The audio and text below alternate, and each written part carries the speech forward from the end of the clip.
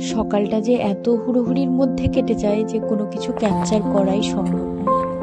আর রাত্রিবেলাটা খুবই শান্ত নীরব। অফিস থেকে ফেরার সময় লক্ষ্মী পুজোর আগের দিনের ওয়েদার দেখো, রাত্রিবেলা একদম অন্ধকার।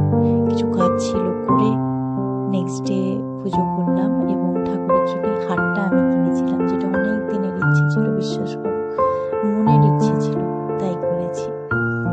তো পুজো করে সবকিছু রেডি করে রান্না করে সবটা তো আমাদের দেখানো তো সম্ভব নয়। তারপর বেরিয়ে পড়লাম অফিসের উদ্দেশ্যে। অফিস থেকে